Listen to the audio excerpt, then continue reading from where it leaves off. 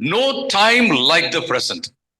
இன்னைக்கு உள்ள காலத்தை காட்டிலும் ஒரு நல்ல காலம் எதுவுமே கிடையாது. அதான் இன்னைக்கு செய்தி. இன்னைக்கு இப்ப காட்டிலும் நல்ல காலம் எதுவுமே கிடையாது. பலர் என்கிட்ட சொல்லுவாங்க, வயசானவங்க, கொஞ்சம் இந்த 60ல உள்ளவங்க சொல்லுவாங்க,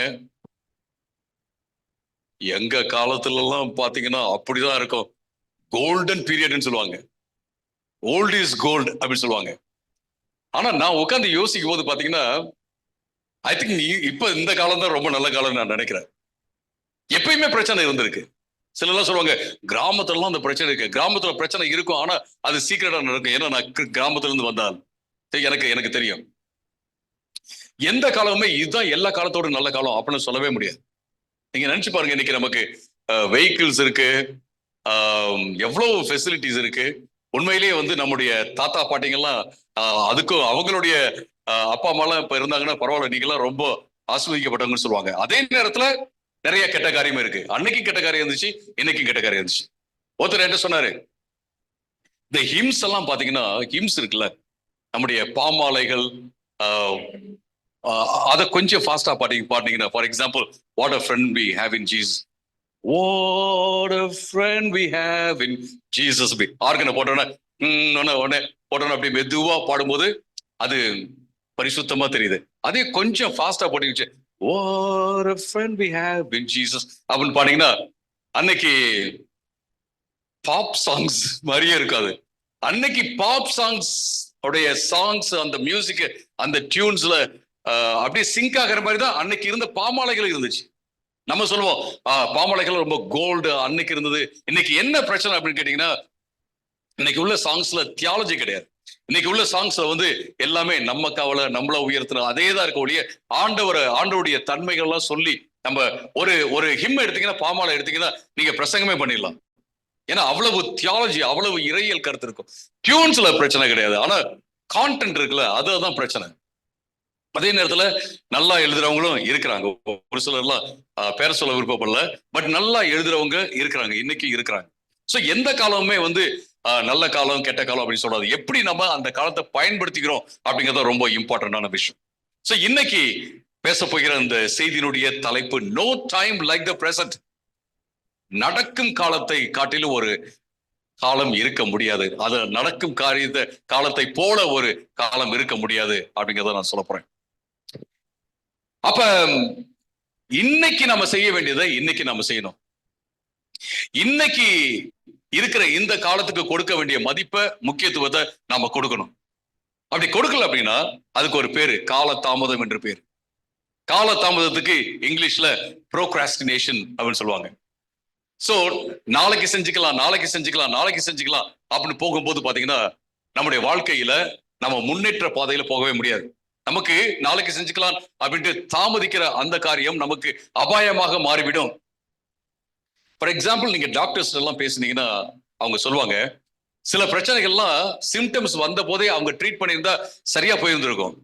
ஆனா இன்னைக்கு எனது யூடியூப் டாக்டர்ஸ் இருக்காங்க, அப்புறம் இந்த மெடிக்கல் ஷாப்ல போயிட்டு எனக்கு இங்க இருக்கு, அங்க இருக்கு, தலைவலி இருக்கு, இப்படி இருக்கு, எனக்கு ஒரு மாத்திரை கொடுங்க அப்படின்னு சொல்லி மாத்திரையை வாங்கி சாப்பிடுறாங்க. டெம்பரரி ரிலீஃப் கிடைக்குது, அப்படியே போயிட்டே இருக்கு. அதுக்கப்புறம் பாத்தீங்க அப்படின்னா கடைசியா ஏதோ ஒரு பெரிய பிரச்சனை டாக்டர்கிட்ட போகும்போது, நீங்க ஒரு 6 மாசத்துக்கு முன்னாடி வந்திருந்தீங்கன்னா நல்லா இருக்கும், 1 வருஷத்துக்கு முன்னாடி நல்லா, இது இன்னைக்கு நடந்தது இல்லைங்க, கிட்டத்தட்ட ஒரு 2 இயர்ஸ் அப்படி போய், ஆமாமா எனக்கு இந்த பிரச்சனை வந்துச்சு, அன்னைக்கே போயிருந்தா நல்லா இருந்திருக்கும். இதே மாதிரிதான் நம்முடைய வாழ்க்கையில யோசிச்சு பாருங்க. சில விஷயம்லாம் நம்ம செய்ய வேண்டிய நேரத்திலேயே செஞ்சிருந்தோம் அப்படின்னம்னா நமக்கு பெரிய ஆபத்து வந்திருக்காது. ஆனா ஒரு சில ஆபத்துகள், ஒரு சில அபாயங்கள் நம்முடைய வாழ்க்கையில வந்துச்சு. ஏன் அப்படின்னா செய்ய வேண்டிய காரியத்தை நம்ம செய்யல அப்படிங்கறத நம்ம பாக்குறோம். நீங்க எடுத்துக்கொள்ளுங்கள், அப்போஸ்தலர் நடபடிகள் 24வது அதிகாரம். அப்போஸ்தலர் நடபடிகள் 24வது அதிகாரத்தை நீங்க எடுத்து வைத்துக் கொள்ளுங்கள். அதுல நம்ம என்ன பார்க்கிறோம் அப்படின்னா, பெலிக்ஸ் அப்படிங்கிற ஒரு மனுஷன் நம்ம பார்க்கிறோம். அந்த மனுஷன் எப்படி என்னத்தை அவர் வந்து எந்த நேரத்துல செய்யணுமோ அதை செய்யாம எப்படி காலம் தாழ்த்தினாரு அப்படிங்கிறத பாக்குறோம். காலம் தாழ்த்தினதுனால என்ன பிரச்சனை வந்துச்சு அப்படிங்கிறத நாம அந்த இடத்துல நம்ம பார்க்க போறோம். அப்போஸ்தலர் 24:22 இருந்து கடைசி வரைக்கும். இங்க நம்ம என்ன பாக்குறோம்னா, பேலிக்ஸ் அப்படின்னு ஒரு கவர்னர் இருக்கிறாரு. அவருக்கு முன்பாக பவுல் கொண்டு வந்து நிறுத்தப்படுகிறார், விசாரிக்கிறாரு. அவரு காலம் தாழ்த்திட்டே இருக்கிறாரு. நான் இவங்க வந்ததுக்கு அப்புறம் நான் என்ன செய்றேன், விசாரிக்கிறேன். காலம் தாழ்த்துறாரு. பிரைபு கிடைக்குமா அப்படின்னு அவர் எதிர்பார்க்கிறாரு. தன்னுடைய மனைவியை கொண்டு வந்து உட்கார வச்சு எல்லா விஷயத்தையும் கேட்கிறாரு. ஏற்கனவே இவர் வந்து இயேசு கிறிஸ்து குறித்து நன்றாக அறிந்தவராக தான் இருக்கிறாரு. இப்படியே காலம் தாழ்த்தி எதுவுமே செய்யாததுனால அவருடைய பதவி அவரு இன்னொரு இடத்துக்கு போயிட்டாரு. இன்னொருத்தர் அவருடைய இடத்துல வராரு. அவர் என்ன செய்யறாருன்னா, பவுல் இந்நேரம் விடுதலை செய்யப்பட்டு அவர் வெளில வந்திருக்கலாம். ஆனா அவர் விடுதலை செய்யப்படாம ஜெயிலே இருக்கிறார் அப்படிங்கிறத நம்ம பாக்குறோம். நான் ஒரு சில வசனங்களை அப்புறமேட்டு நான் வாசிப்பேன். அதுக்கு முன்பாக ஒரு 5 முக்கியமான காரியங்களை, அதாவது வாசிக்கும் போதே ஒரு 5 முக்கியமான காரியங்களை உங்களுக்கு முன்பாக வைக்க போறேன். ஃபர்ஸ்ட் என்ன அப்படின்னா, procrastination hides behind excuses. காலம் தாமதப்படுத்துவது வந்து காலம் தாமதப்படுத்துறேன்னு சொல்லாது, அது தன்னை எதுக்கு பின்னாக மறைத்துக் கொள்ளும், எக்ஸ்கியூசஸ், காரணங்களுக்கு பின்பாக மறைத்துக் கொள்ளும் அப்படிங்கிறத நம்ம பார்க்கணும். நீங்க இங்க பேலிக்ஸ் என்ன பண்றாரு அப்படின்றத நீங்க பாத்தீங்க அப்படின்னா 22வது வசனத்துல அவர் சொல்றாரு, ராணுவ அதிபதி லீசியா வரும்போது உங்களுடைய காரியங்களை கண்டிப்பாக விசாரிப்பேன் என்று சொல்றாரு. சோ டைம் இன்னும் எடுக்கிறார். அடுத்தது என்ன செய்யறாரு அப்படின்னு கேட்டீங்கன்னா, அவர் ஏற்கனவே நன்றாக அவர் அறிந்தவராக இருக்கிறார். மார்க்கத்தின் விஷயங்களை அப்படின்னா இயேசு கிறிஸ்து குறித்து மிக நன்றாக அறிந்தவராக இருக்கிறார். மற்ற விஷயங்களையும் நன்றாக அறிந்தவராக இருக்கிறார். அப்புறம் இங்க பவுல் வந்து காவல்ல வைக்கப்பட்டிருக்கிறத நம்ம பாக்குறோம். அதுக்கப்புறம் நீங்க கீழே அப்படியே வாசிச்சீங்க அப்படின்னா, அவர் வந்து தன்னுடைய மனைவியோட வந்து அவர் கேட்கிறாரு. அதுக்கப்புறம் என்ன செய்றாரு, அவர் காலம் தாழ்த்தி கொண்டே இருக்கிறத நம்ம பாக்குறோம். முக்கியமான விஷயம், இவரை விசாரிக்கணும், இவருக்கு நீதி தரணும், முக்கியமான விஷயம். ஆனா அவர் காலம் தாழ்த்துவதை பார்க்கணும். நம்மளும் பலவெல்ல ஏதாவது ஒண்ணு சொல்லுவோம் இல்லைங்களா, ஏதாவது ஒரு காரணத்தை கண்டுபிடிப்போம். செய்யாம இருக்கிறதுக்கு பல காரணங்களை கண்டுபிடிப்போம். ஆனா ஒரு காரியத்தை செய்யணும் அப்படிங்கிறதுக்கு ஒரு சாலிடான ஒரு காரியத்தை நம்ம கண்டுபிடிச்சிட்டோம், காரணத்தை கண்டுபிடிச்சிட்டோம் அப்படின்னோம்னா நிச்சயமா செய்வோம். இங்க செய்ய வேண்டியதை செய்யாம காலம் தாழ்த்துவதற்கு ஒரு காரணத்தை பேலிக்ஸ் கண்டுபிடிக்கிறத நம்ம பார்க்கிறோம். அதே வேளையில நீங்க 23வது வசனத்தை வாசிச்சீங்கனாலும் அங்கே நீங்க பார்க்கலாம். 23வது வசனம் வாசிக்கலாம். பவுலை காவல் பண்ணவும், கண்டிப்பில்லாமல் நடத்தவும், அவனுக்கு ஊழியம் செய்வதற்கும் அவனை கண்டு கொள்ளுகிறதற்கும் வருகிற அவனுடைய மனுஷர்களில் ஒருவரையும் தடை செய்யாதிருக்கவும் 100க்கு அதிபதியானவனுக்கு கட்டளையிட்டு அவர்களை காத்திருக்கும்படி செய்தான்.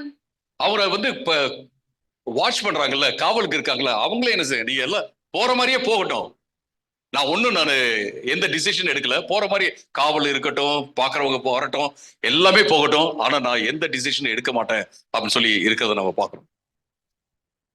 நீங்க எத்தனை தடவை சொல்லிருக்கீங்க, எல்லாம் போகிற மாதிரியே போட்டோம், பாத்துக்கலாம். ஆனா அது ஒரு பெரிய அபாயமா வந்து முடியும் அப்படிங்கிறது நமக்கு தெரியாம போயிருது.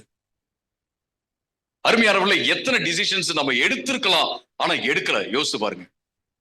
எடுத்திருந்தோம்னா நிச்சயமாக நம்ம பல இக்கட்டான காரியத்தை தடுத்திருக்கலாம், பல அபாயமான காரியத்தை தடுத்திருக்கலாம், பல மன வேதனைகளை தடுத்திருக்கலாம். ஆனா நம்ம அந்த டிசிஷன்ஸை எடுக்காததுனால, தீர்மானம் எடுக்காதனால இன்னைக்கு அது பெரிய பூதகரமான ஒரு காரியமாக நமக்கு முன்பாக நிற்கிறத நீங்க பார்த்திருப்பீங்க அல்லது பார்த்துட்டு இருக்கலாம். இன்னைக்கு இது ரொம்ப முக்கியமான ஒரு காரியம். நம்ம இது நான் ஏன் செய்யலன்னா அப்படின்னு சொல்றதுக்கு காரணங்களை கண்டுபிடிப்பதை விட, இது நான் ஏன் செய்யணும்னா இதுதான் அப்படின்னு சொல்லிட்டு ஒரு காரணத்தை கண்டுபிடிப்பது மிக மிக முக்கியமான ஒரு காரியம். இன்னைக்கு நிறைய பேருக்கு வந்து செய்யணுங்கிறதுக்கான ஒரு கன்விக்ஷன், ஒரு காரணம் இல்லாம இருக்கிறாங்க. நம்முடைய வாழ்க்கையில உங்களுடைய ஆவிக்குரிய வாழ்க்கையில வளரணுமா, ஒரு நல்ல ஒரு காரணத்தை கண்டுபிடிங்க. அதை நீங்க எழுதி வச்சுக்கோங்க எங்கேயாவது. உங்களுடைய கரியர்ல, உங்களுடைய வேலையில நீங்க வளரணுமா, ஒரு நல்ல ஒரு காரணத்தை, நான் இதுக்காக தான் நான் வளரணும் அப்படின்ட்டு நீங்க கண்டுபிடிச்சு வச்சுக்கோங்க. அது மட்டுமல்ல, எனக்கு ஊழியத்துல வளரணுமா, ஒரு நல்ல காரணத்தை நான் கண்டுபிடிச்சு என்ன எழுதி வச்சுக்கணும், பேப்பர்ல எழுதி வச்சுக்கணும், மனசுல எழுதி வச்சுக்கணும். ஏன்னா அதுதான் நம்மளை உந்தி தள்ளி கொண்டே இருக்கும் அருமையானவர்களே. அதே போல படிக்கிறவங்க, நான் ஏன் படிக்கணும், நான் அம்மா அப்பாவுக்காக படிக்கல, நான் எனக்காக நான் படிக்கிறேன், படிச்சா என்ன நடக்கும் அப்படிங்கறத ஒரு காரணத்தை எழுதி வச்சுக்கிறது ரொம்ப ரொம்ப முக்கியமான ஒரு காரியம். ஒருவேளை அப்படி எழுதி வச்சிருந்தாலும் பல காரணங்கள் வந்து இது ஏன் நம்ம செய்யக்கூடாது அப்படிங்கிறது வந்துச்சுன்னா, நீங்க சொல்லுங்க, எப்படி நீங்க பிசாசை விரட்டுவீங்களா, இயேசு நாமத்துல போன்னு சொல்லிருங்க. சொல்லிட்டு நீங்க கான்சென்ட்ரேட் பண்ணுங்க எது மேல அப்படின்னா என்ன காரணம் இருக்குதோ அதுல நீங்க கான்சென்ட்ரேட் பண்ணுங்க, ரொம்ப இம்பார்ட்டன்ட். நீதிமொழிகள் 26:13 வாசிக்கலாம். வழியிலே சிங்கம் இருக்கும், நடுவீதியிலே சிங்கம் இருக்கும் என்று சோம்பேறி சொல்லுவான். சோம்பேறி தான் என்ன செய்வான்னா, நான் வழியில போனோம்னா எனது சிங்கம் இருக்குங்க, நடு வீதியில சிங்கம் இருக்கும், ஃபியர்ஸ் லயன் கடிச்சிரும் அப்படின்னு சொல்லிட்டு உட்கார்ந்தே இருப்பான். ஆனா சோம்பேறியா இல்லாதவன் என்ன செய்வான்னா, அந்த சிங்கத்தை எப்படி டேக்கிள் பண்ணலாம் அப்படின்ட்டு யோசிப்பான். நான் ஒரு வீடியோ பார்த்தேன், திடீர்னு ஒரு சிங்கம் வந்துருச்சு, சரி நரிகள், அதாவது நரிகள் வந்துருச்சு, அவனை கடிக்க வருது, அவன் ஒண்ணுமே செய்யல, ஒரு குச்சியை வச்சுட்டு அவன் கச்சாமிச்சான்னு கத்துறான், அவ்வளவுதான். அது அப்படியே ஓடுது, பின்னாடி பின்னாடி ஓடுது, அவனு என்ன செய்யலாம், பின்னாடி போயிட்டே இருக்கிறான். கடைசியில அவன் வண்டிக்குள்ள வந்துட்டான். ஏதாவது ஒண்ணு செய்ய, ஐயோ ஒண்ணுமே செய்ய முடியாது அப்படின்னு சொல்லிட்டு அவன்லாம் இல்ல. வாழ்க்கையில வந்து பாத்தீங்கன்னா நம்ம சில வேளை தீவிரமா நம்ம சிந்திக்கிறோம், தீவிரமாக சிந்தித்து சரியான தீர்மானத்தை எடுக்கணும், சில வேளை உடனடியாக எடுக்க வேண்டிய தீர்மானமும் இருக்கிறது. இது ரொம்ப முக்கியமான ஒரு காரியம். நம்ம என்னென்ன சாக்கு போக்கெல்லாம் சொல்லிட்டு வந்திருக்கிறோம் அப்படின்னு நீங்க யோசிச்சு பாருங்க. வழியில சிங்கம் இருக்குது, மழை வரும், இது வரும், அது வரும், ஆனா எங்கேயாவது நம்ம போகணும் சரி, கரடி வந்தாலும் சரி, நம்ம நிச்சயமா போயிடணும் அப்படின்னு போறோம்ல, அந்த இன்ட்ரெஸ்ட் என்ன செய்யணும்னா வாழ்க்கையில முக்கியமான காரியத்துக்கு இருக்கணும். நீங்கள் நானும் என்ன பண்ணணும்னா வாழ்க்கையில எசென்ஷியல்ஸ் என்ன அப்படின்னு எழுதணும், நான் எசென்ஷியல்ஸ் என்ன, வாழ்க்கையில ரொம்ப ரொம்ப அவசியம், இது இல்லைன்னா ஒண்ணுமே இல்லை அப்படின்றதெல்லாம் என்ன அப்படின்னு எழுதுங்க. இது வந்து இருந்தாலும் ஓகே, இல்லாட்டினாலும் ஓகே, பரவாயில்ல அப்படிங்கறதெல்லாம் எழுதுங்க. எழுதிட்டு நீங்க சொல்லுங்க, இந்த நான் எசென்ஷியல்ஸ் இருக்குல்ல, அதாவது அவசியம் அவசியம் அவசியம் அவசியம், இது இல்லைன்னா இல்லவே இல்லை அப்படிங்கிற விஷயத்த நீங்க என்ன செய்யுங்க, எந்த காரணமும் காட்டாமல் செய்து கொண்டே இருங்க, செய்து கொண்டே இருங்க. அடுத்தது பிரசங்கி 11:4 வாசிக்கலாம். காற்றை கவனித்திருக்கிறவன் விதைக்க மாட்டான், மேகங்களை நோக்குகிறவன் அறுக்க மாட்டான். இன்னைக்கு ரொம்ப காத்து அதிகமா வீசுது, விதைச்சு ஒண்ணும் பிரயோஜனம் இல்ல, இல்ல மழை வர மாதிரி இருக்கு, சிலர்லாம் மழை வர மாதிரி இருக்குன்னு நினைச்சுவாங்க, பக்கோடாதான் நினைப்பாங்க, பக்கோடா சாயெல்லாம் இருந்துச்சுன்னா பரவாயில்ல, மழை வர மாதிரி இருந்தா என்ன பிரச்சனை. முன்னாடி எல்லாம் பாத்தீங்கன்னா ஃபிளைட் வந்து கீழே இறங்காது, ஏதோ ரொம்ப பனி மூட்டம் இருக்குன்னு சொல்லிட்டு, அதுக்கப்புறம் இறங்காமே விட்டாங்களா, அதுக்கப்புறம் ஒரு டெக்னாலஜி கண்டுபிடிச்சாங்க, பனி இருந்தாலும் இறங்கலாம், எப்படி இறங்கலாம் அப்படின்னு கண்டுபிடிச்சாங்க.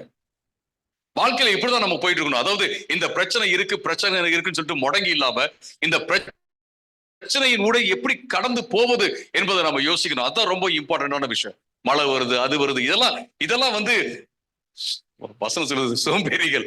நான் செஞ்சேன்னா நானும் சோம்பேறிதான். அருமையானவர்களே, வாழ்க்கையில எப்படி நம்ம நேவிகேட் பண்ணி போலாம் அப்படின்னு யோசிங்க. எப்படி பாயிண்ட் ஏல இருந்து பாயிண்ட் பிக்கு போலான்னு யோசிங்க. போக கூடாததுக்கு காரணங்கள் என்ன அதை நீங்க யோசிக்காதீங்க. இருந்தாலும் அதை அப்படி யோசிங்க அப்படின்னா அதை எப்படி மேற்கொள்ளலாம் அப்படின்னு யோசிங்க. அதுதான் ரொம்ப ரொம்ப முக்கியமான ஒரு காரியம். சோ முதல் பாயிண்ட் என்ன அப்படின்னா, நாம் காலம் தாழ்த்தும் அந்த ஹேபிட், அந்த பழக்கம் வந்து நம்மை சாக்கு போக்குகளுக்கு பின்பாக மறைத்து கொள்ள வைக்கும் அப்படிங்கிறதா நம்ம பாக்குறோம். ஒருத்தர் என்ன செஞ்சா, ஜாகிங் போனோம், வெயிட் எல்லாம் குறைக்கணும் அப்படின்னு யோசித்தா. ஸோ ஒரு நாள் அவன் சொன்னா, இன்னைக்கு ரொம்ப கோல்டா இருக்கு, அடுத்த நாள் சொன்னா ஹாட்டா இருக்கு, பெர்ஃபெக்ட் டேயா நான் எதிர்பார்க்கிறேன், நல்ல நாளா பாக்குறேன் அப்படின்னு சொன்னா, நல்ல நாளா எதிர்பார்த்தா, நல்ல நாள் வந்தோடனே அவன் யோசித்தா, பரவாயில்ல இது ரொம்ப நல்லா இருக்கு, நம்ம கொஞ்சம் ரெஸ்ட் எடுத்தோம் நல்லா இருக்கு அப்படின்னு யோசித்தா. இப்படியே போயிட்டு ஒரு வருஷம் ஆயிடுச்சு. அதுக்கப்புறம் ஒரு வருஷத்துக்கு பாத்தீங்கன்னா எடை கூடிடுச்சு. நம்ம நல்ல நாள் பார்க்கவே தேவை, நமக்கு நல்ல நாளே கிடையாது, எல்லா நாளுமே நல்ல நாள் தான், எல்லா நேரமே நல்ல நாள் அப்படிங்கிறத பார்க்கிறோம். ரெண்டாவதாக, procrastination ignores conviction. அதாவது நாம ஒரு காரியத்தை நம்புறோம்ல, அதை வந்து காலம் தாழ்த்தும் காரியம் வந்து மறைத்து விடும். நீங்க உண்மையிலே என்ன நம்புறீங்க அதை யோசிச்சு பாருங்க. பல வேளைகள்ல நாம உண்மையிலே நம்புறது ஒண்ணு, செய்யறது ஒண்ணு. நானே சொல்லியிருக்கேன், நான் சொல்ல இது எனக்கு சாப்பிடக்கூடாதுன்னு நல்லா தெரியும், 100% தெரியும், ஆனா என்ன செஞ்சிடறேன், சாப்பிட்றேன். 100% நமக்கு தெரியும், இதை செஞ்சாதான் என்னது இது நடக்கும் அப்படின்றது 100% நமக்கு தெரியும், ஆனா நம்ம செய்யறது இல்லை.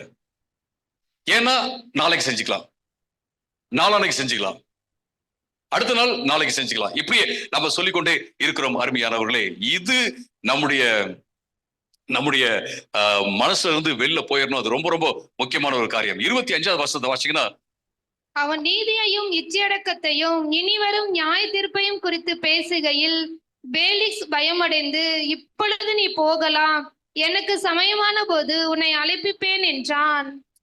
இப்ப பவுல் வந்து பிரசங்கம் பண்ணிட்டே இருக்கிறாரு.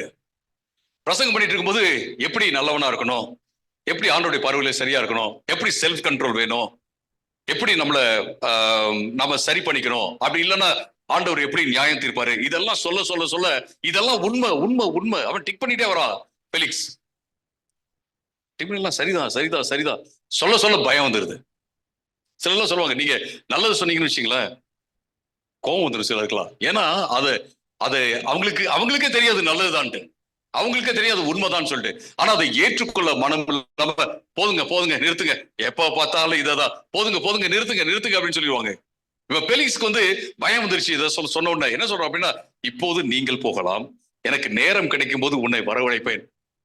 அப்ப நான் கேட்டுக்கிறேன், நான் நேரம் கிடைக்கும் போது, கன்வீனியன்டான டைம் அப்படின்னு இருக்கு ஆங்கிலத்துல, எனக்கு கன்வீனியன்டான டைம் வரும்போது நான் என்ன செய்றேன், உன்னை கூப்பிட்டு நான் உன் செய்தியை கேட்டுக்கிறேன் அப்படின்னு சொல்றதை பாக்குறேன். அருமையானவர்களே, உங்களுக்கு எனக்கு வந்து ஒரு காரியம் சரிதான், கர்த்தருடைய பார்வையில் சரிதான், இல்ல நமக்கு வந்து நம்முடைய கரியர்லயோ அல்லது பிசினஸ்லயோ அல்லது ஃபேமிலி லைஃப்லயோ அல்லது ஊழியத்துல எதுவா இருந்தாலும் சரி, இதுதான் சரி அப்படின்னு தெரிஞ்சுன்னா அதை நம்ம செய்ய தயங்கவே கூடாது. அதை நாளைக்கு வரைக்கும் அதை கடத்தி போடவும் தேவையே இல்லை. இல்ல அடுத்த மாசம் செஞ்சுக்கலாம் அப்படின்னு கடத்தி போட தேவையில்லை. இப்ப செஞ்சாதான் அது சரி அப்படின்னு இருந்துச்சுன்னா இப்பயே அது செய்யறதா நல்லது. இது ரொம்ப ரொம்ப இம்பார்ட்டன்டான விஷயம். வண்டியில ஏதோ நட்டு வந்து ஆடிட்டே இருக்குன்னு வச்சுங்களேன், அப்பயே நம்ம சரி பண்றோம் அப்படின்னோம்னா ஒன்றும் பிரச்சனை இல்லை. ஆனா விட்டுட்டோம் அப்படின்னோம்னா அது ஒருவேளை பார்ட்ஸ் எல்லாம் கரண்ட் கீழே விழுந்துரும். இதுதான் செய்யணும் அப்படின்னா அதை செய்வது மிக மிக முக்கியமான ஒரு காரியம். அதை அவாய்ட் பண்ணவே கூடாது. சொல்ற ஆட்களையும் அவாய்ட் பண்ணக்கூடாது. அப்புறம் கன்வீனியன்டான டைம் வரவே வராது நமக்கு. ஏன்னா சிலர்லாம் பாத்தீங்கன்னா எப்ப பார்த்தாலும் பிஸி தான். கன்வீனியன்டான டைம் வரவே வராது. இப்பயே நம்ம செஞ்சிடலாம். இது ரொம்ப இம்பார்ட்டன்ட். எபிரேயர் 3:15 நம்ம வாசிக்கலாம். இவன் இன்று அவருடைய சத்தத்தை கேட்பீர்களாகில், கோபமூட்டுதலில் நடந்தது போல உங்கள் இருதயங்களை கடினப்படுத்தாதிருங்கள் என்று சொல்லி இருக்கிறதே.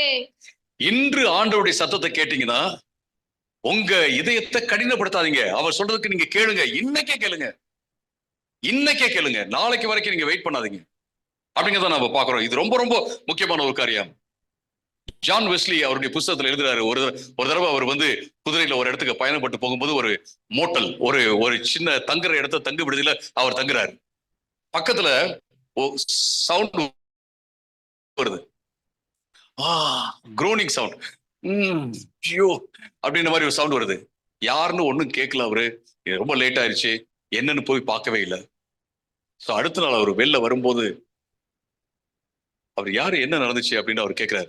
அவரை காலில் தான் இறந்து போயிட்டாரு, அவரை தூக்கிட்டு போயிட்டாங்க அப்படின்னு சொன்னாங்க. அப்பதான் அவர் யோசிச்சார், சரி என்னன்னு கேட்டிருக்கலாம்ல, எதுவும் பிரச்சனையான்னு கேட்டிருக்கலாம், அது நாம ஏதாவது உதவி செஞ்சிருக்கலாம், இல்லாட்டி அட்லீஸ்ட் நம்ம இயேசுகிட்டையாவது நம்ம வழி நடத்திருக்கலாமே அப்படின்னு சொல்லிட்டு அவர் யோசிச்சாரா. பல வேளைகள்ல இப்படிதான் நம்முடைய வாழ்க்கை. நம்ம இப்ப செய்ய வேண்டியதை இப்பயே நம்ம செய்யாம போயிடுறோம் இல்லைங்களா.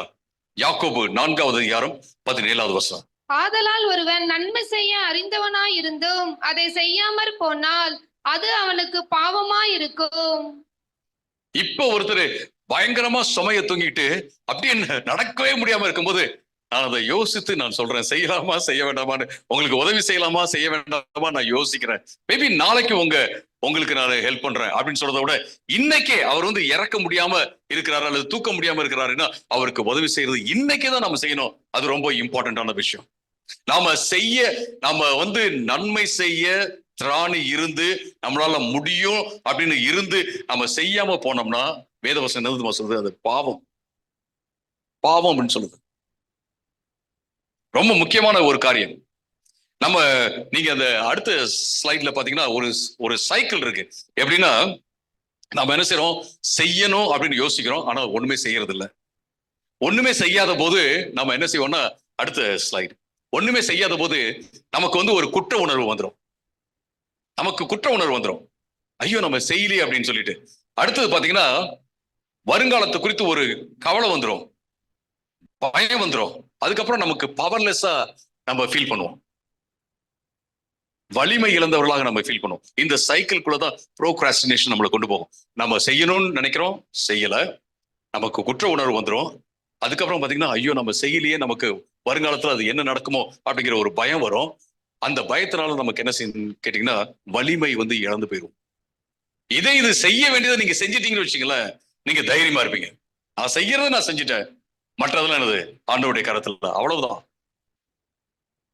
நீங்க போயிட்டே இருக்கலாம், யாரும் உங்களை கேள்வி கேட்க முடியாது. நீங்க செய்ய வேண்டியதை செஞ்சிட்டீங்க, அல்லது உங்களுக்கே தெரியும் நான் செய்ய வேண்டியதை செஞ்சேன் அப்படின்னு உங்களுக்கு தெரியும். இது ரொம்ப முக்கியமான ஒரு காரியம் அருமையானவர்களே. அப்ப எனவே நம்ம என்ன செய்யணும்னு கேட்டீங்கன்னா, நம்ம ஒரு நாளும் நமக்கு நல்லா தெரியல 100% இதுதான் உண்மை அப்படின்னு அதை நம்ம ஒரு நாளும் செய்யாம விடவே கூடாது அப்படிங்கிறத பாக்குறேன். எத்தனை உண்மை நமக்கு தெரிஞ்சு 100% தெரியும், இதுதான் இப்படிதான் செய்யணும் அப்படின்னு தெரியும், ஆனா நான் செய்யல அப்படிங்கிறத நம்ம என்ன செய்வோம், ஆண்டவர்கிட்ட அறிக்கையிட்டு நம்ம சொல்லுவோம், ஆண்டவரே நான் சரியா செய்ய எனக்கு உதவி செய்யுங்க. அடுத்தது மூன்றாவது, procrastination prioritizes personal gain.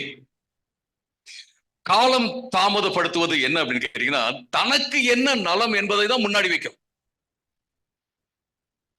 ஒரு வீட்டுக்கு போன லாங் பேக், எப்ப பார்த்தாலும் சாம்பார் தான் அவங்க வீட்டுல. சோ அப்ப என்ன சாம்பார் இல்லைன்னா பயங்கர சண்டை வந்துருமா. அவங்க வீட்டுல அந்த வீட்டு தலைவர், அவர் ஒரு ரிட்டையர்டு ஆபீசர், அவர் வந்து போட்டிருக்காரு ஒரு ரூல், சாம்பார் வந்து டெய்லி இருக்கணும். பையனுங்க வந்து வீட்டுல சாப்பிட்றதே இல்லை, எல்லாம் வெளில தான், எல்லாம் சாப்பிட்டு வந்துட்டு. நான் பார்த்தேன் என்ன இது இப்படி, எனக்கு சாம்பார் பிடிக்கும் ஆனா டெய்லி சாம்பார் போடணும், ரூல்ஸ் எல்லாம் போடவே இல்லை. இருந்தா ஓகே, இல்லாட்டினாலும் ஓகே தான். எனக்கு என்ன பிடிக்குமோ அது இருக்கணும், எனக்கு என்ன பிடிக்குமோ அப்படிதான் இருக்கணும், எனக்கு எப்படி இது நடக்கணும்னு விருப்பமோ அப்படிதான் நடக்கணும் அப்படின்னா நம்ம ஒண்ணுமே செய்யவே முடியாது. இதுதான் பார்க்கும். அதனால என்ன செய்வாங்க, எனக்கு பிடிச்ச மாதிரி எல்லாத்தையும் நடத்தணும் அப்படிங்கிறதுக்காக அவங்க தள்ளி போட்டே வருவாங்க, அப்படி பேசுவாங்க, இப்படி பேசுவாங்க, மனிப்புலேஷன் பண்ணுவாங்க, இமோஷனல் மனிப்புலேஷன். கடைசியில என்ன ஆகும் அப்படின்னா, நடக்கணும்ன்றதே நடக்காம போயிடும். நல்லது நடக்கணும்னு இருக்குங்களா, அதுவே நடக்காம போயிடும். இங்க பாத்தீங்கன்னா 26வது வசனத்தை வாசிங்க, 24வது அதிகாரம். மேலும் அவன் பவுலை விடுதலை பண்ணும்படி தனக்கு அவன் பணம் கொடுப்பான் என்று நம்பிக்கையுள்ளவனாயிருந்தான். அது நிமித்தம் அவன் அநேக தரம் அவனை அழைத்து அவனுடனே பேசினான். எப்படியாவது கொஞ்சம் பிரைப் கிடைக்குமா, லஞ்சம் கிடைக்குமா பவுல்ட்ட இருந்து அவரை விடுதலை பண்றதுக்குன்னு அப்படியே காலம் தாழ்த்திக்கிட்டே இருக்கார். என்ன ஆகுது அப்படின்னா, பவுலும் லஞ்சம் கொடுக்குற மாதிரி இல்ல, இவரும் என்னது தனக்கு கிடைக்கிறது கிடைச்சாதான் நான் செய்வேன் அப்படின்ட்டு அவரும் வந்து காத்துக்கிட்டே இருக்கிறாரு. என்ன நடக்குதுன்னா, கடைசியில யாருக்கு வந்து நஷ்டம், பவுலுக்கு தான். ஒரு நீதிமான், ஒரு நல்லவன் வெளியில வந்திருக்கலாம், விடுதலை பண்ணப்பட்டிருக்கலாம், ஆனா அவர் என்ன செய்யறாரு, ஜெயிலே இருக்கிறாரு. பல வேளைகள்ல நம்ம அதை யோசிக்கிறது இல்லை. நம்ம இந்த நேரத்துல நம்ம இதை சரியா செய்யல அப்படின்னா, இந்த ஆளு ஜெயில இருப்பாரு அப்படின்னு அவன் யோசிச்சிருக்கணும். அப்படி யோசிக்கவே இல்லை. எனக்கு என்ன கிடைக்கும் அப்படின்னு யோசித்து அவன் என்ன செய்யறான், காலம் தாழ்த்தி கொண்டே இருந்தான்னு சொல்லி நான் பார்க்கிறோம். அருமையானவர்களே, இது ரொம்ப ரொம்ப முக்கியமான ஒரு விஷயம். நீங்க செய்ய போற ஒரு நன்மையான ஒரு காரியத்தினால எவ்வளவு நல்ல காரியம் மற்றவங்களுக்கும் கிடைக்கும் அப்படின்றத நீங்க யோசித்து பார்க்கணும், நான் யோசித்து பார்க்கணும். நான் செய்யற இந்த நல்ல காரியத்தினால மற்றவங்களுக்கு என்ன நன்மை அப்படிங்கிறத யோசித்து பார்த்தேன் அப்படின்னா, நிச்சயமாக நான் உடனடியாக நான் செய்வேன். நான் காலம் தாழ்த்த மாட்டேன், தாமதிக்க மாட்டேன். நம்முடைய வாழ்க்கையில நம்முடைய ப்ரையாரிட்டிஸ் எங்க இருக்கு, நான் மட்டும் நல்லா இருந்தா அப்படின்னு நான் யோசித்தேன் அப்படின்னு வச்சுங்களேன், நான் வந்து சரியான ஆள் கிடையாது. நான் மட்டும் நல்லா இருக்கணும்னு யோசனை, நான் சரியான ஆள் கிடையாது. நானும் நல்லா இருக்கணும், எல்லாருமே நல்லா இருக்கணும். நான் நல்லா இருந்தா தான் எல்லாரும் நல்லா இருக்கணும். இப்படி அந்த COVID-19 வந்து நிறைய பாடத்தை கற்றுக் கொடுத்துச்சு. COVID-19 சொல்லிக் கொடுத்த ஒரு பாடம் என்ன அப்படின்னா, நீங்க சேஃபா இருந்தா எல்லாரும் சேஃப், நீங்க மட்டும் சேஃபா இருந்தா போதும், மற்றவங்க எல்லாம் எப்படி இருந்தாலும் பரவாயில்ல அப்படின்னு விட்டீங்கன்னா போச்சு, அவ்வளவுதான். அங்கங்க பரவிட்டு இருக்குது, சின்ன திருப்பதியில தான் நிறைய பரவிட்டு இருக்கு. இங்க எனக்கு ஒன்றும் பிரச்சனை இல்லை, இங்க எல்லாம் நல்லா இருக்கு அப்படின்னு நாம இருந்தோம்னா அது சீக்கிரமா இங்க வரும். அவங்களையும் நம்ம பாதுகாக்கணும், நம்மளையும் பாதுகாக்கணும். இதுதான் வாழ்க்கை. நான் அப்படிதான் விசுவாசிக்கிறேன். நீங்க எல்லாரும் நல்லா இருந்தீங்கன்னா நான் நல்லா இருப்பேன், நான் நல்லா இருந்தா நீங்க நல்லா இருப்பீங்க. இதுதான் லைஃப். அதே போலதான் குடும்பத்துல எல்லா இடத்துலயுமே அப்படிதான். அதே மாதிரிதான் ஒரு ஆபீஸ்லயும் நாம நல்லா இருந்தோம்னா அவங்க நல்லா இருந்தா நாம. அருமையானவர்களே, இதை நம்ம மனசுல வச்சுட்டோம் அப்படின்னோம்னா நிச்சயமாக நம்முடைய சுயநலம், நம்முடைய நன்மையை மட்டும் நம்ம ப்ரையாரிட்டைஸ் பண்ணாம முன்னாடி வைக்காம எல்லோருடைய நலனையும் கருதி நம்ம என்ன செய்வோம்னா செய்ய வேண்டியதை சரியான நேரத்தை செய்வோம். வாசிக்கலாம் மத்தேயு 6:24. 2 எஜமான்களுக்கு ஊழியம் செய்ய ஒருவனாலும் கூடாது. ஒருவனை பகைத்து மற்றவனை சிநேகிப்பான், அல்லது ஒருவனை பற்றி கொண்டு மற்றவனை அசட்டை பண்ணுவான். தேவனுக்கும் உலக பொருளுக்கும் ஊழியம் செய்ய உங்களால் கூடாது. நீங்க பாத்தீங்கன்னா இங்க பெலிக்ஸோடைய ப்ராப்ளம் என்னன்னா, அவரு தனக்கு நல்லது கிடைக்கணும், அப்புறம் கிடைச்சிச்சுன்னா என்ன செய்யலாம், நம்ம நீதி செய்யலாம்னு யோசிக்கிறார். சில வேளை அப்படி நடக்கவே நடக்காது. உங்களுக்கு எதுவுமே கிடைக்காது, ஆனா நீங்க நீதி மட்டும் தான் செய்யணும் அப்படின்ற மாதிரி தான் வரும். ஆனா அந்த நீதி செய்யறீங்கல்ல, நீதி செஞ்சுட்டு நீங்க போய் படுத்து தூங்குறீங்களா நிம்மதியா, அது உங்களுக்கு கிடைச்ச ஒரு பெரிய ரிவார்டு. மனசுல எந்த குற்ற உணர்வு இல்லாம நீங்க சந்தோஷமா முதுகை உயர்த்தி தலையை நிமிர்த்தி நீங்க நடக்கிறீங்களா, அதுதான் உங்களுக்கு கிடைக்கிற ரிவார்டு. ஒருவேளை வேற எதுவுமே கிடைக்காம இருக்கலாம், அதுதான் நமக்கு ஒரு மன நிம்மதி இருக்குல்ல, அதுதான் நமக்கு கிடைக்கிற ரிவார்டு, பலன் அப்படின்னு சொல்லி பாக்குறோம். ஆனா அது புரியல. இன்னைக்கு இந்த உலகத்துல நாம நல்லது செய்யும் போது செய்ய வேண்டியதை சரியான நேரத்துல செய்து மற்றவங்களுக்கு நன்மை கொண்டு வந்து நமக்கு நன்மை கொண்டு வரும்போது வருகிற அந்த உணர்வு பூர்வமான அந்த சந்தோஷம், சமாதானம், தைரியம் இருக்குல்ல, அத மக்கள் வேல்யூ பண்றதே இல்லை. டாக்டர் சொக்கலிங்கம் இருக்காரு, கேள்விப்பட்டிருக்கீங்களா? Okay, right. அவருடைய இது நம்ம கேட்டோம்னு வச்சுங்களேன், அவர் சொல்றது, உங்க ஹார்ட் நல்லா இருக்கணும்னா சந்தோஷமா இருங்க, நிம்மதியா இருங்க. நம்ம 1 லட்சம் சம்பாரிச்சுட்டு போயிட்டு படுத்து தூங்குறத விட, இன்னைக்கு நான் எல்லாமே நல்லா போனுச்சு, எல்லாம் நான் சரியா செஞ்சேன், இன்னும் நீங்க கூரை வீட்டுல தானே இருக்கீங்க, அது ஒன்றும் பிரச்சனை இல்லை, இன்னைக்கு இந்த சாப்பிட்டதும் கூழு தானே அப்படின்னு, அது ஒன்றும் பிரச்சனை இல்லை, நான் சந்தோஷமா இருக்கிறேன், நிம்மதியா நான் தூங்க போறேன் அப்படிங்கறதான் பெரிய ரிவார்டு இந்த உலகத்துல. அது எப்ப வரும் அப்படின்னா, நாம செய்ய வேண்டியது சரியான காரியத்தை சரியான நேரத்துல செஞ்சுட்டோம் அப்படின்னம்னா அந்த நிம்மதி நமக்குள்ள வரும், அருமையானவர்களே. ஆனா பேலிக்ஸ் செய்யல, அவருடைய மனசாட்சி அவரை வருத்துற மாதிரி தெரியல அப்படிங்கிறத பாக்குறோம். 4வது விஷயம், procrastination leads to missed opportunities. நீங்க பாத்தீங்க அப்படின்னா, ஒரு நல்ல நீதியான காரியத்தை செஞ்சிருக்கலாம், நியாயத்தை செஞ்சிருக்கலாம், விசாரிச்சு போப்பா, அத அவர் சொல்றாரு, பவுல் சொல்றாரு, என்னுடைய எதிராளிகள் கூட என்கிட்ட எந்த விதமான தப்பையும் கண்டுபிடிக்க முடியல சார் அப்படின்னு சொல்றாரு. ஒரு நீதி செஞ்சிருக்கலாம், ஆனா செய்யாம விட்டாரு. ஒரு நல்ல சந்தர்ப்பத்தை, நீதி செய்வதற்கான ஒரு நல்ல சந்தர்ப்பத்தை அவர் இழந்து விட்டார் அப்படிதான் நம்ம சொல்ல முடியும். வாழ்க்கையில எத்தனை நல்ல காரியங்களை, நல்ல விஷயங்கள் செய்யறத நம்ம இழந்திருக்கோம், யோசிச்சு பாருங்க. இந்த வருஷம் யார் யாருக்கெல்லாம் கிறிஸ்துமஸ் கிரீட்டிங்ஸ் சொல்ல மறந்துருக்கீங்க அப்படின்னு பாருங்க. முடியும் அப்படி விட்டுட்டீங்க அப்படின்னா பரவாயில்ல, நோ ப்ராப்ளம். இப்போ நியூ இயர் வரப்போது, இன்னைக்கு இப்ப சொல்லிருங்க யார் யாருக்கு நம்ம இந்த வருஷம் தேங்க்ஸ் சொல்ல மறந்துட்டோம். நீங்க யோசிச்சு பாருங்க, நல்ல ஆப்பர்ச்சுனிட்டி, இன்னும் ஒரு 2-3 டேஸ் இருக்கு, நம்ம என்ன செய்யலாம், நம்ம அவங்களுக்கு நன்றி சொல்லலாம். அதனால 2-3 டேஸ்க்கு அப்புறம் நன்றி சொல்ல வேணாம்லாம் சொல்ல, அதுக்கப்புறம் கூட நம்ம சொல்லலாம். பட் பல வேளைகள்ல அவங்ககிட்ட பேசி ஒரு வார்த்தை சொல்லியிருக்கலாம் அப்ப நம்ம யோசனை, அதுக்கான வாய்ப்பு இருந்திருக்கு, ஆனா செய்யாம விட்டுருந்துருக்கோம். அருமையானவர்களே, மிஸ்டு ஆப்பர்ச்சுனிட்டிஸ் இல்லாம எல்லா ஆப்பர்ச்சுனிட்டிஸையும், எல்லா வாய்ப்புகளையும் நம்ம நல்லது செய்யறதுக்கு பயன்படுத்திக் கொள்வது மிக மிக முக்கியமான ஒரு காரியம் சொல்லி நம்ம பாக்குறோம். நீதிமொழிகள் 10:4 வாசிக்கலாம். சோம்பேறிக்கால் வேலை செய்கிறவன் ஏழையாவான், சுறுசுறுப்புள்ளவன் கையோ செல்வத்தை உண்டாக்கும். இன்னைக்கு நிறைய பேர் ஏழையா இருக்கிறதுக்கு காரணம் என்ன அப்படின்னு கேட்டீங்கன்னா, சோம்பேறித்தனமா இருக்கிறது தான்.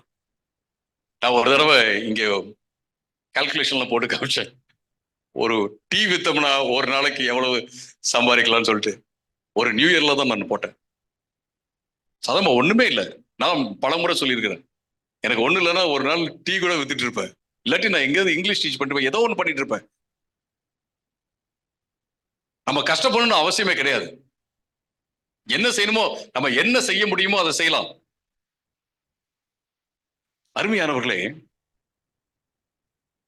நம்ம பல வேளைகள்ல வளமை அடைவதில்லை, நம்ம வாழ்க்கையில முன்னேறது இல்லை. ஏன்னா நம்முடைய சோம்பேறித்தனம். கொஞ்சம் உடம்ப வருத்தி மனசை சரி பண்ணிட்டு, நீங்க இப்படி யோசிச்சு பாருங்க, ஒரு நாய் உங்களை துரத்துது, கட்டிக்க வருது, என்ன செய்வீங்க? நான் யோசித்து நான் ஓடலாமா, நான் யோசிச்சு பாக்குறேன் அப்படிலாம் சொல்றதே கிடையாது. நீங்க தப்பிக்கணும்னா அது ஓடிதான் ஆகணும் அந்த நேரத்துல. ஏன்னா நான் சின்ன பிள்ளை நாய்க்கு பயங்கர பயப்படுவேன். கடைக்கு அனுப்பிச்சாங்கன்னா, எங்க அம்மா கடைக்கு அனுப்பிச்சாங்கன்னா திங்ஸ் எல்லாம் வாங்கிட்டு வீட்டுக்கு வரமாட்டேன். எங்க ஆள் போன ஆளு காணோம்னு சொல்லிட்டு வந்தாங்கன்னா, அங்க ஒரு நாய் தெருவுல படுத்திருக்கும், நானும் இங்க பேக்கோட நின்றுட்டே இருப்பேன். அதனாலதான் நான் சொல்றேன். அப்புறம் அவங்க வந்து கூட்டிட்டு போகணும். அதுக்கு அவங்க பேசாம அவங்களே கடைக்கு போயிருக்கலாம். வாழ்க்கையில இப்படிதான் சில வேளைகள்ல சில காரியங்களும் பயமுறுத்தும். நம்ம பயமுறுத்தும் போது ஐயோ பயந்துகிட்டு நம்ம இருந்துட்டோம்னா ஒண்ணுமே செய்ய முடியாது. சரி என்னதான் பார்க்கலாம், என்ன செய்யணுமோ நம்ம செய்யலாம் அப்படின்னு இறங்கி நம்ம காரியங்களை செய்வது மிக மிக முக்கியமான ஒரு காரியம்.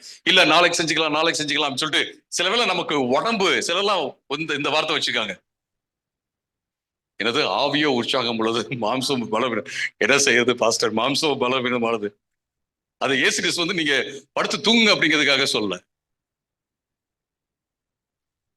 அருமையானவர்களே, இதுதான் ரியாலிட்டி. ஆனா அந்த ரியாலிட்டியை நம்ம மேற்கொள்ள வேண்டும். உள்ளுக்குள்ள சில வேளை உற்சாகம் இருக்கும், வெளியில வந்து பாடி சொல்லும் படுத்துக்க அப்படின்னு சொல்லும். சில வேளை பாடி மனசு வந்து சோர்ந்து போயிருக்கும். இதுதான் ரியாலிட்டி, வாழ்க்கையோட ரியாலிட்டி. சிலர்லாம் பாத்தீங்கன்னா எனக்கு இப்ப மூடு சரியில்லை, என்னை பொறுத்தவரைக்கும் மூடெல்லாம் தூக்கி வச்சிட வேண்டியதான். மூடு சரியில்லை அப்படிலாம் சொல்லவே முடியாது. திடீர்னு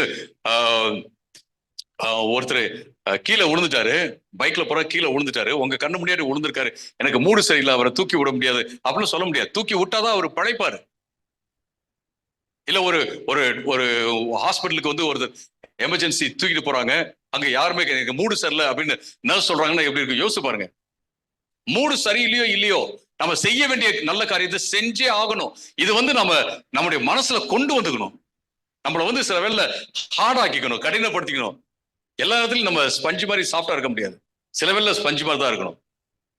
இதுதான் என் வாழ்க்கையுடைய, நான் மூடு இல்லையோ இதை நான் செய்ய வேண்டியதை செஞ்சுட்டு தான் நான் செய்ய போறேன், படுக்க போறேன், இதை செஞ்சுதான் ஆகணும் அப்படிங்கிற அந்த ஒரு மனப்பான்மை நமக்குள்ள இருக்கணும். இன்னொரு வசனத்தை வாசிக்கலாம், யோவான் 9:4. பகற்காலம் இருக்கு மட்டும் நான் என்னை அனுப்பினருடைய கிரியை செய்ய வேண்டும், ஒருவனும் கிரியை செய்யக்கூடாத ராக்காலம் வருகிறது.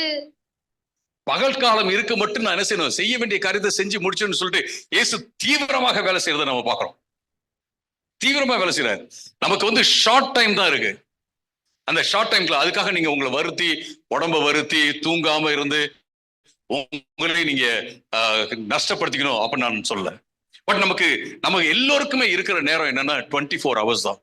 நான் நிச்சயமா சொல்றேன் பாருங்களேன், இந்த 24 hours நீங்க 3 பிரிச்சு 8 மணி நேரம் நீங்க தூக்கத்துக்கு நீங்க செலவு பண்ணிட்டாலும், 8 மணி நேரம் உங்க வேலைக்கு, அப்புறம் 8 மணி நேரம் வேற என்னத்துக்கு எல்லாம் நீங்க இதை சாப்பிடுறது எல்லாம் பண்றதுக்கெல்லாம் செலவு பண்ணாலும், டிராவல் இதுக்காக செலவு பண்ணாலும், இந்த 8 மணி நேரம் மட்டுமே ஒருத்தவங்க வந்து ஃபுல் கான்சென்ட்ரேஷனோட வேலை செஞ்சா போதும். இன்ஃபேக்ட் நான் சொல்லுவேன் 8 மணி நேரம் கூட தேவையில்லை, 6 மணி நேரம் ஃபுல் கான்சென்ட்ரேஷனோட, எந்த பேச்சும் இல்லாம, வாட்ஸ்அப் இல்லாம, இந்த ரீல்ஸ் பார்க்காம, ஷார்ட்ஸ் பார்க்காம, அவங்ககிட்ட பேசாம இவங்ககிட்ட பேசாம, நம்ம அந்த ஒரு 6 மணி நேரம் ஃபுல் கான்சென்ட்ரேஷனோட வேலை செஞ்சோம்னாவே போதும். இன்னைக்கு நிறைய ஆபீஸ்ல நீங்க போய் பாருங்க, அவங்க வேலை செய்யறதெல்லாம் 4 மணி நேரம் தான். ஆனா 8 மணி நேரம் மாதிரி நிறைய வேலை. ஆனா அதுல எங்கெங்கயோ டைம் எல்லாம் லீக் ஆகி போயிடுச்சு. என்னுடைய எக்ஸ்பீரியன்ஸ் வந்து நான் சொல்றேன். 6 மணி நேரம் ஃபுல் கான்சென்ட்ரேஷன் பண்ணீங்கன்னா போதும். 8 மணி நேரம் பண்ணீங்கன்னா சூப்பர். 7 மணி நேரம் பண்ணீங்கன்னா வெரி குட். நிறைய நீங்க சாதிச்சிடலாம். அந்த நாள் முடியும் போது பாத்தீங்கன்னா, பரவாயில்ல நான் நிறைய செஞ்சுட்டேன் அப்படின்னு நீங்க சொல்லுவீங்க. அருமையானவர்களே, இது ரொம்ப ரொம்ப முக்கியமான ஒரு காரியம். Lazy hands make for poverty, but diligent hands bring wealth. நீங்க நல்லா ஸ்மார்ட்டா வேலை செய்யறதுனால, நீங்க ஹார்டா வேலை செய்யறதுனால, கடினமாக உழைப்பதனால, ஞானத்தோடு உழைப்பதனால நீங்க வளமையும் செழிப்பையும் உங்களுடைய வாழ்க்கையில கொண்டு வர முடியும். நான் அடிக்கடி சொல்லுவேன், நான் ஜெபம் பண்ணிட்டே இருக்கேன்னு சொல்லுவாங்க. ஆனா செய்ய வேண்டியது செய்ய மாட்டாங்க. ஆண்டவர் வந்து கொடுக்கிற ஆண்டவர் வந்து கூரை பிச்சுட்டுலாம் கொடுக்க மாட்டார். அது வந்து பழமொழிதான். ஆண்டவர் வந்து செய்வாரு. அற்புதங்கள் நிறைய செஞ்சிருக்காரு, என் வாழ்க்கையில் செஞ்சிருக்காரு. அற்புதங்கள் நிறைய இருக்கு. சில வேளை அப்படிதான் வரும், நம்ம எதிர்பார்க்கிற இடத்துல தான் வரும், ஆண்டவர் செய்வார். ஆனா நீங்க கடினமா உழைக்கும் போது, விதைய போட்டு அதுக்கு தண்ணியை ஊத்தி அதை பராமரிக்கும் போது, அதையும் ஆண்டவர் வந்து விளைய செய்வார். ஆனா அதுக்கு செய்ய வேண்டியது செய்யணும். கடைசியாக 5வதாக, procrastination disregards eternal priorities. இந்த தாமதம் பண்றது என்ன செய்யும் அப்படின்னு கேட்டீங்கன்னா, நித்திய முக்கியத்துவத்தை வந்து ஒதுக்கி வச்சு. எப்படின்னா, சிலர்லாம் இப்ப செய்ய வேண்டியதையே செஞ்சுட்டு இருப்பாங்க. இப்ப இந்த என்னது ப்ராப்ளம் மேனேஜ்மெண்ட் இருக்குல்ல, இப்ப என்ன ப்ராப்ளமோ அதை மட்டுமே பார்த்துட்டு இருப்பாங்க. இப்ப ஒரு சில காரியங்களை அவங்க செஞ்சாங்கன்னா நாளைக்கு நல்லது, நாளானைக்கு நல்லது, அடுத்த ஒரு வருஷம் கழிச்சு நல்லது அப்படிங்கிறத பார்க்கவே மாட்டாங்க. சிலருக்குலாம் பாத்தீங்கன்னா இப்ப குயிக் ரிஷி இப்ப நீங்க போட்டீங்கன்னா, நீங்க 10,000 போட்டீங்கன்னா மாசம் மாசம் உங்களுக்கு 1000 ரூபாய் கிடைக்கணும்னு நினைச்சுவாங்க. டக்கு டக்குன்னு போட்டுருவாங்க. ஒரு 10,000 நீங்க போட்டீங்க அப்படின்னா ஒரு 20 வருஷம் கழிச்சு உங்களுக்கு உங்களுக்கு வந்து ஒரு 3 லட்சம் 4 லட்சம் கிடைக்குன்னு சொன்னாங்க வச்சுங்களேன், போட மாட்டாங்க. அதான் சைக்காலஜி ஆஃப் மணி. நீங்க அதனாலதான் நிறைய பேர் இதுல மாட்டிக்கிட்டு காசெல்லாம் இறந்திருக்காங்க. இப்ப போட்ட உடனே மாசம் மாசம் 60 எப்படி தருவாங்கன்னு கூட யோசித்து கூட பாக்குறது இல்ல. நீங்க இன்னைக்கு விதைக்கிற அந்த ஒரு விதை நாளைக்கே வந்து வளர்ந்து பூ பூத்து கனியை கொடுக்காது. ஆனா நிச்சயமா 10 வருஷத்துக்கு கழிச்சு கொடுக்கும். நிச்சயமா 5 வருஷத்துக்கு கழிச்சு சிலது கொடுக்கும். நிச்சயமா யாருக்கு தெரியும், 20 வருஷம் கழிச்சு இது கொடுக்கும். உங்களுக்கு மட்டும் இல்ல, உங்க ஜெனரேஷன்ஸே கொடுக்கும். சோ இதை நம்ம யோசிக்கிறது ரொம்ப ரொம்ப முக்கியமான ஒரு காரியம். இவன் பாருங்க யோசிக்கவே இல்லை, நம்ம போயிட்டோம்னா என்ன நடக்கும், இந்த நல்ல மனுஷனுக்கு என்ன நடக்கும் அப்படின்னு அவன் யோசிக்கவே இல்லை. அவனும் போயிட்டான், இன்னொருத்தன் அந்த பதவிக்கு வரான். இப்ப என்ன நடக்குது அப்படின்னா, பவுல் வந்து அங்க ஜெயில இருக்கிற சூழல் வந்துருச்சு அப்படின்றத பார்க்கணும். அருமையானவர்களே, அது மட்டுமல்ல, இவன் காஸ்பல்லாம் கேட்கிறான், இயேசு பத்தி எல்லாம் கேட்கிறான், நல்லா தெரிஞ்சிருக்கு. அவனுடைய ஒய்ஃப் கூட ஒரு யூத பெண்ணு தான், எல்லாமே தெரியும். ஆனா அவன் வந்து என்ன செஞ்சானா, இயேசு கிறிஸ்துவை ஏற்றுக்கொள்ளன்னு சொல்லி பார்க்கணும். பேலிக்ஸ் இயேசு கிறிஸ்துவை ஏற்றுக்கொள்ள. இன்னைக்கு நீங்களும் நானும் கர்த்தருக்காக எடுக்க வேண்டிய சில தீர்மானங்களை எடுத்தே ஆகணும். இதுதான் நான் செய்ய போறேன், இப்பதான் நான் செய்ய போறேன் அப்படிங்கிற தீர்மானத்தை எடுப்பது மிக மிக முக்கியமானது. ஏன்னு கேட்டீங்கன்னா, அது உங்களுடைய வாழ்க்கையில கடைசி வரைக்கும் உங்களுக்கு அது பலனை கொடுக்கும்னு சொல்லி பார்க்கிறோம். மத்தேயு 6:33. முதலாவது தேவனுடைய ராஜ்யத்தையும் அவருடைய நீதியையும் தேடுங்கள், அப்பொழுது இவைகளெல்லாம் உங்களுக்கு கூட கொடுக்கப்படும். நமக்கெல்லாம் தெரிஞ்ச வசனம் தான். இன்னொரு வசனத்தை வாசிக்கலாம். லூக்கா 12:20. தேவனோ அவனை நோக்கி, மதிகேடனே, உன் ஆத்துமா உன்னிடத்திலிருந்து இந்த ராத்திரியில எடுத்துக்கொள்ளப்படும், அப்பொழுது நீ சேகரித்தவைகள் யாருடையதாகும் என்றார். ஒரு பணக்காரன், நிறைய விளைச்சல், ஆண்டவர் அதுக்கெல்லாம் அகேன்ஸ்டே கிடையாது. நிறைய லாபம் பிசினஸ்ல ஆண்டவர் வந்து பிடிக்கல அப்படின்லாம் கிடையாது. அதுக்கு ஆண்டவர் அகேன்ஸ்டே கிடையாது. அவன் வந்து என்ன செய்யறான், களஞ்சிகள்லாம் இடிச்சு பெருசா கட்டுறான், அதுக்கு ஆண்டவர் வந்து அகேன்ஸ்டே கிடையாது. என்ன செய்யறான் அப்படின்னா, இதுதான் வாழ்க்கை நினைச்சிட்டு நீ புசித்து குடித்து ரொம்ப சந்தோஷமா இரு அப்படின்னு சொல்றான் பாருங்க. மற்ற யாரையும் கவலைப்படாம அவன் என்ன செய்யறான், அந்த புசித்து குடித்து சந்தோஷமா இருக்கிறது மட்டுமே வாழ்க்கை நினைக்கிறான். அப்பதான் ஆண்டவர் சொல்றாரு, மனுஷனே, இன்னைக்கு உன்னை எடுத்துக்கொள்ளப்பட்டா என்ன நடக்கும், உன்னுடைய ஆத்மாவை பத்தி ஒரு கவலை இல்லையான்னு கேட்கிறாரு. There is something beyond what you see. There is something beyond this body. இந்த சரீரத்தை தாண்டி ஒரு காரியம் இருக்கு. அருமையானவர்களே, நம்ம எந்த அளவுக்கு நம்ம லோஷன்லாம் போட்டு வின்டர் கிரீம் எல்லாம் போட்டு நம்முடைய பாடியை நல்லா வச்சுக்கிறோமோ, அதே போல நம்முடைய ஹார்ட், நம்முடைய எண்ணங்கள், அப்புறம் நம்முடைய உணர்வுகள், இது எல்லாத்தையும் சரியா வச்சுக்கிறது ரொம்ப ரொம்ப இம்பார்ட்டன்ட். அப்பதான் நம்ம எப்போதுமே சந்தோஷமா இருக்க முடியும். அதுக்கு ஆண்டவர் மட்டும் தான் உதவி செய்ய முடியும்.